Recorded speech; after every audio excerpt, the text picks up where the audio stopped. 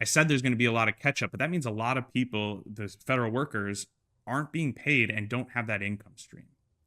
Now, that's a real human impact that we can't really magnify or quantify. But I think that gets to why we always talk about having cash for emergency situations. So, whether you work for the federal government, whether you have a private sector job, having that cash buffer. So, if something unforeseen happens where you lose an income stream, it doesn't ruin your financial life. But I know how hard saving is for people. So that's why I think also having alternative funding sources is important. For a lot of our clients, they are able to set up lines of credits, either against their house, their investment accounts, to tap into that kind of bridge funding, that emergency funding. But something that's made me, I think, kind of really happy about the financial world, but sometimes I think it's a very bad rap of being cold and ruthless, is, I personally, I have some insurance with USAA. And when I logged into the app recently, if you're a federal employee, they're asking you to contact them to talk about 0% interest loans. So basically offering people that are affected by the government shutdown directly that lifeline, that bridge funding for them. So, if there's one thing I can say to a lot of people is if you are being directly affected, Monument is based in Alexandria, Virginia, Northern Virginia. So a lot of ties to federal employees, federally funded operations.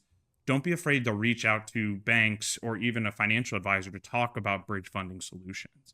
Because again, really what we're trying to do here is bridge the funding during the shutdown so we can catch up all that back pay, everything else that will come once the government decides to reopen. So Aaron, I know we kind of talked about this, but I was like, a lot goes on in the past month. So is there any other quick thoughts or topics or anything else that you're seeing that you wanted to kind of bring up? Not anything for the topic at hand, which is the government shutdown, but I do think that this is probably an appropriate time of the year, a PSA that if you happen to be a mutual fund investor, and I know that a lot has been made over the last few years about mutual funds converting to exchange traded funds and really mutual fund flows and people investing in mutual funds overall, going down.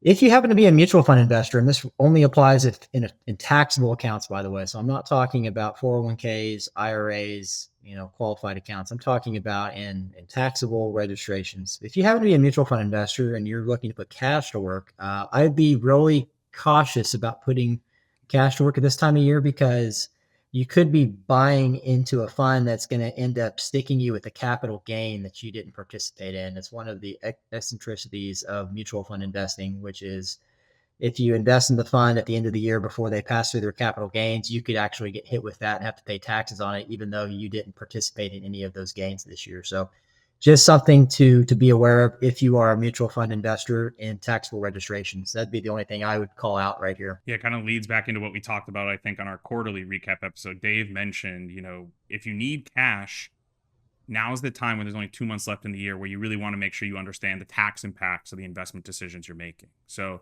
whether you're raising cash or, Aaron, as you just laid out, investing cash, you don't want to drastically change your tax picture if you don't need to.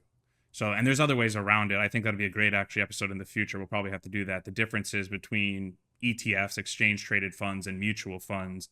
Tax efficiency is one of those. So if you're a mutual fund investor, that's great advice because you could drastically be changing what your tax impact is just because you think you're making a smart decision of investing in the market. So, always keep an eye on taxes. It should never be the primary Yep. decision maker, but yeah, you got to always have a piece of it. So Yeah, you don't want any unforced errors, and that unfortunately for a lot of people can be an unforced error for taxable investors.